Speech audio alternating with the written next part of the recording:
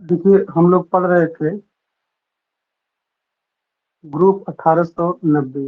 Group 1890 की स्थापना 1963 में हुई थी गुजरात में, गुजरात के बड़ौदा में। और इसके जो संस्थापक थे जे स्वामीनाथन।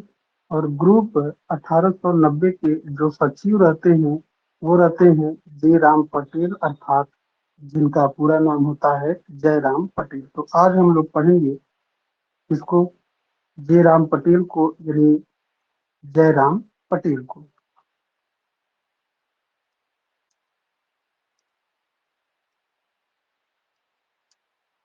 तो देखिए, जैसा कि आपके सामने स्क्रीन पे दिख रहा होगा कि जे राम पटेल जो है किस रूप में प्रसिद्ध रहते हैं।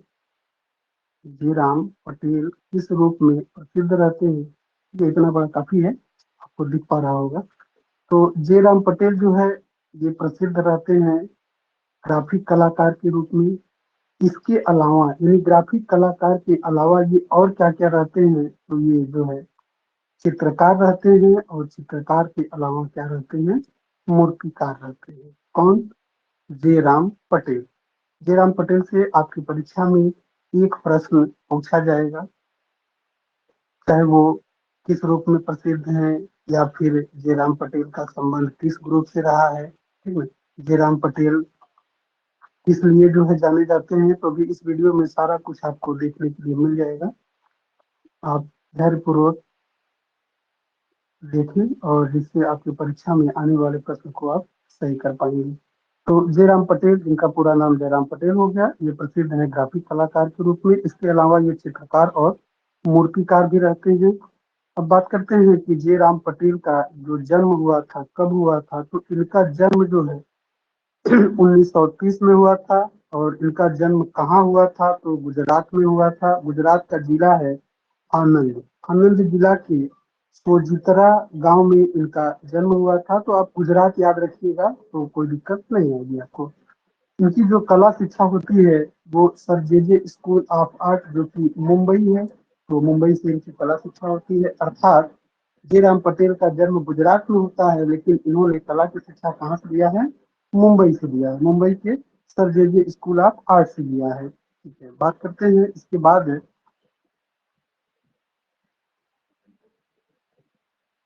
चलिए यहाँ से शुरू करते हैं कि जयराम पटेल ने जो ग्राफिक कला की शिक्षा लिया था, ये कहाँ से लिया था, तो इन्होंने ग्राफिक कला की शिक्षा जो है लंदन से लिया था। लंदन में central school of art and craft. ठीक है, लंदन में central school of art and craft से इन्होंने ग्राफिक कला की शिक्षा लिया था। इसके अलावा जयराम पटेल की कर्म स्थली कहाँ है, तो आपसे चाहे कर्म स्थली पूछे चाहे संबंध पूछे, ठीक है, तो क्या आप बताएंगे, बड़ौदा बताएंगे। इनका जो संबंध रहा है ये ग्रुप 1890 से रहा है। ग्रुप 1890 में ये सचिव थे। ठीक है, तो ये सचिव थे, कहाँ थे, ग्रुप 1890 में थे। इसके अलावा जो है जे राम पटेल प्रोफेसर थे और डीन भी थे। कब थे, कहाँ थे, किस विभाग में थे, ऐसा कुछ भी आपसे पूछता है कि जयराम पटेल जो है प्रोफेसर और डीन थे, तो कहाँ थे, तो ये 1966 में एमएस यू बड़ौदा, यानी महाराजा सयाजी राव यूनिवर्सिटी बड़ौदा में, ठीक ना, ये क्या थे, प्रोफेसर और डीन थे। किस विभाग में थे, तो ये अप्लाइड आर्ट कहें या व्यवसायिक आर्ट कहें। ठीक है, तो आप सिर्फ बड़ौदा कला विद्यालय याद रखिएगा, कब थी, 1966 में थे।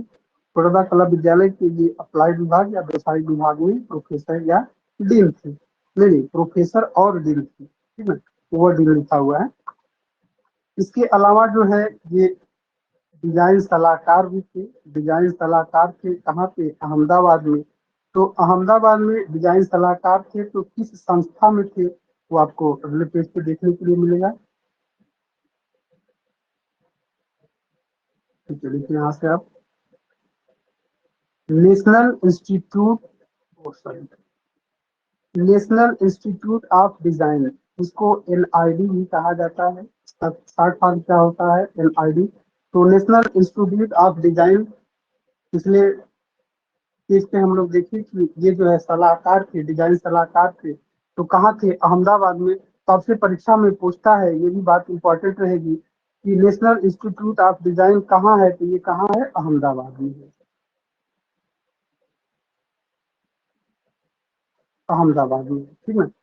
अभी हम इसके बारे में भी आपको डिटेल्स बताएंगे, वो दूसरे वीडियो में बताएंगे कि इसके संस्थापक कौन है, इसकी स्थापना जो है अहमदाबाद में किसने किया था, ठीक है। तो अभी आप फिर फिलहाल के लिए इतना जानते रहे कि नेशनल इंस्टीट्यूट ऑफ डिजाइन जो है अहमदाबाद में है, और इसमें जो है डिजाइन सलाहकार कौन थे, तो जयराम पटेल थे। ठीक है, अगला देखते हैं कि जयराम पटेल की कलाकृतियों का माध्यम क्या था, या इन्होंने माध्यम के रूप में कलाकृतियों में क्या प्रयोग किया है। तो इन्होंने बहुत सारी चीजों को अपनी कलाकृतियों में प्रयोग किया है। जैसे इन्होंने लेमिनेटेड लकड़ी का प्रयोग किया है। लेमिनेटेड लकड़ी क्या है कि लकड़ी को जलाकर व खुरच कर इन्होंने अपने चित्रण में कार्य किया है। तो सबसे महत्वपूर्ण बात यही हो जाती है कि ऐसा कौन सा कलाकार है कि जो अपने कलाकृतियों में लकड़ी को जलाकर व खुरच कर काम करता है, या जली जलाई लकड़ी के लिए जाना जाता है, जली जलाई लकड़ी के कार्य के लिए जाना जाता है। तो या तो ऐसे डायरेक्ट पूछेगा, या तो पूछेगा कि बड़ौदा ग्रुप का कौन सा कलाकार है जो अपने कलाकृतियों में लकड़ी को जला करके प्रयोग किया है, तो जयराम पटेल आप याद रखिएगा, ठीक है। इसके अलावा ये जो है कागज पर स्याही से रेखांकन भी बनाए हैं। धातु की चादरों तथा कास्ट पर इन्होंने रिलीज रिलीज लिख लिया है, तो ये रिलीफ होना चाहिए, ठीक है, रिलीफ कार या रिलीफ कार भी इन्होंने किया है। इनका जो प्रिय माध्यम रहता है, यानी जयराम पटेल का जो सबसे प्रिय माध्यम है वो क्या था, स्याही था। इन्होंने स्याही से रेखा चित्रों का निर्माण किया है।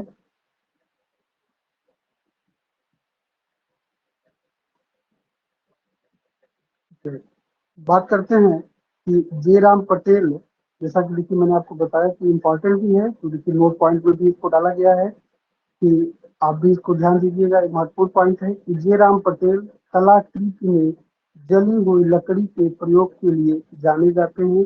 हाँ, तो आपसे पूछेगा कि कौन से कलाकार कलाकृति में जली हुई लकड़ी के प्रयोग के लिए जाने जाते हैं, तो जयराम पटेल आप ध्यान रखिएगा।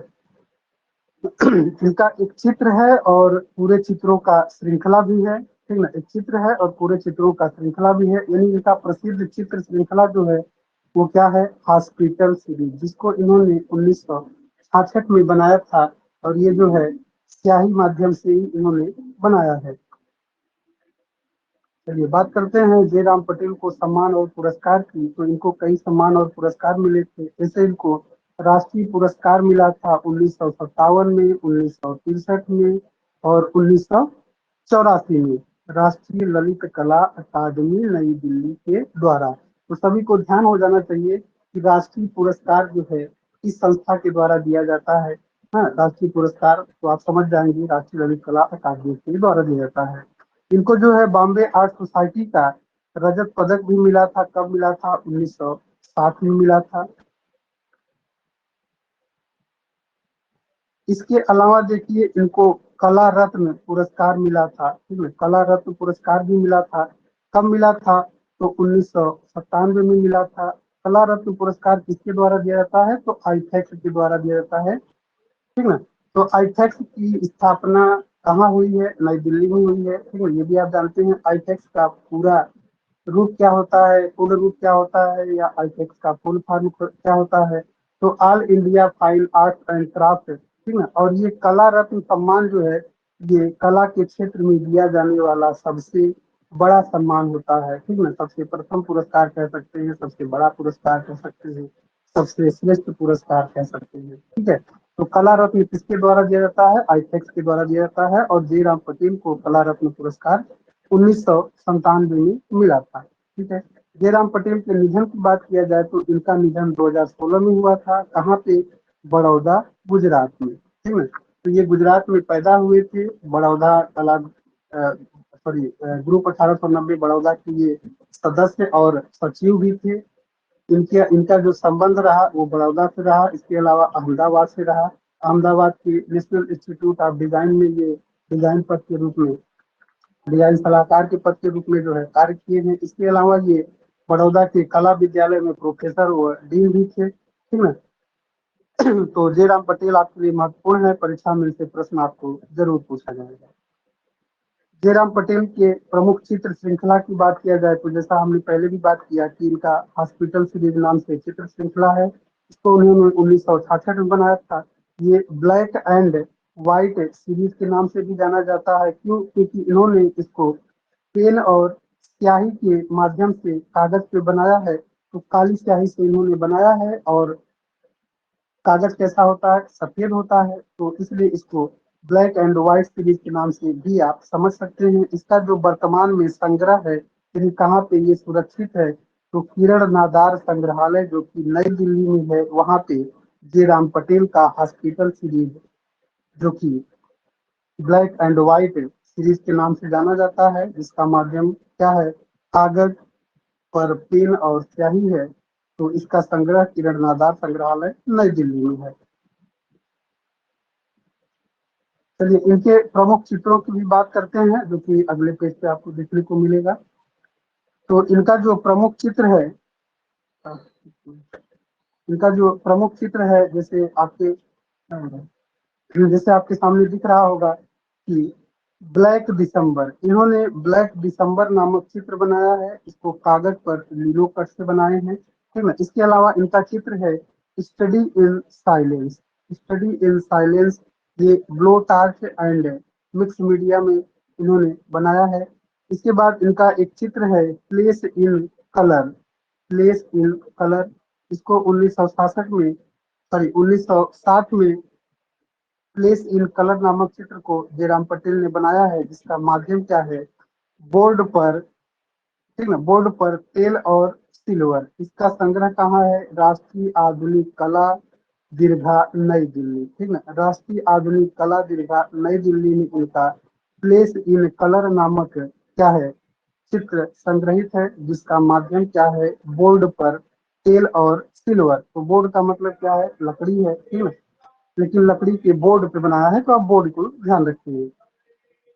देखिए इन्होंने कुछ प्रमुख मूर्ति शिल्पों का भी निर्माण किया है। तो जैसे इनकी प्रमुख मूर्ति शिल्प की बात किया जाए तो यूनिट वन मूर्ति, ठीक है, यूनिट वन मूर्ति इनकी है।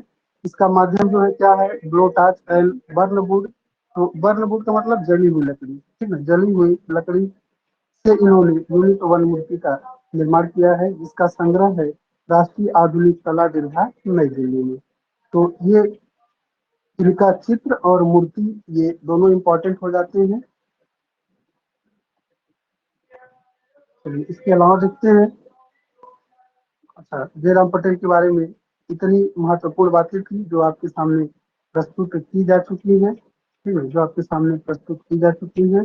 और उम्मीद करते हैं कि आपको सारी बातें ठीक से समझ में भी आई। चलिए थोड़ा सा इस पे भी डिस्कस कर लेते हैं। जैसे भारतीय स्थल या चित्र, उनका समय, उनके खोजकर्ता। तो यहाँ पे देखिए लिखा हुआ है कि मिर्जापुर के प्रागैतिहासिक चित्र, ठीक ना, मिर्जापुर के प्रागैतिहासिक चित्र। और जैसा कि ऊपर टाइटल में आपने लिखा है, देखा ही है कि एक तरफ जो है, जो रेड कलर से लिखा है वो चित्र या स्थल है, जो हरे रंग से लिखा है वो उसका समय है, और जो ये नीले कलर से दिख रहा है वो क्या है? उसके खोज करता है, ठीक है, वो क्या है? इसके खोज करता है।